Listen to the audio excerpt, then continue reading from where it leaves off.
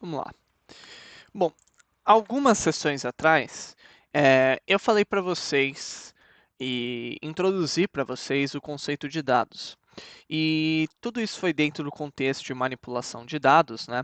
Na qual eu discuti sobre uma definição do que eram dados, expliquei um pouco o que era o processo de mineração de dados, como a gente partia da aquisição, limpeza e processamento até a análise que fosse possível gerar conhecimento para a gente tomar ações dentro de diversos contextos, né?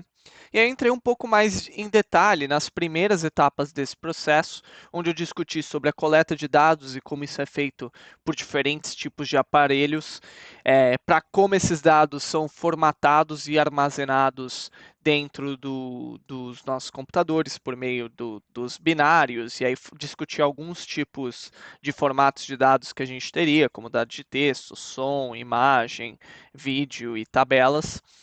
Falei um pouco sobre como a gente poderia classificar os dados em quantitativo, qualitativo, nominal, ordinal. eh, Falei um pouco sobre como esses dados são armazenados num contexto um pouco mais empresarial, né? Então, a gente tem os arquivos que podem ser armazenados no computador pessoal, mas muitas vezes eles são colocados num servidor, num espaço de data warehouse, onde a gente se conecta na nuvem.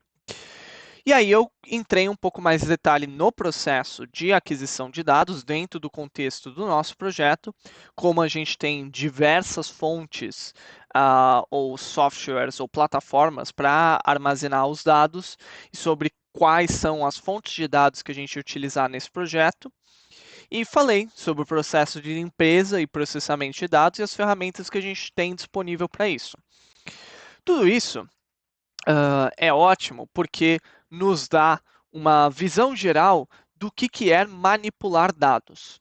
Mas o que eu quero fazer daqui para frente, e em especial nessas próximas sessões, é pegar esse toolkit técnico e esse conhecimento que a gente tem sobre manipulação de dados, que a gente construiu nessas sessões, pegar os nossos conceitos de organização de projeto, que a gente aprendeu um pouco mais recentemente, e fazer uma estruturação de dados robusta.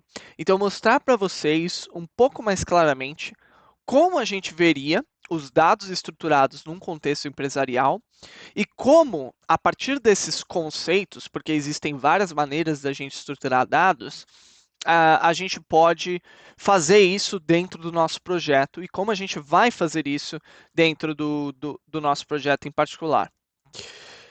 E aí, para organizar essa discussão, eu vou passar por esses 8 tópicos aqui, né, onde eu vou explicar desde como os dados são estruturados dentro desse contexto organizacional, até como a gente vai organizar a nossa infraestrutura.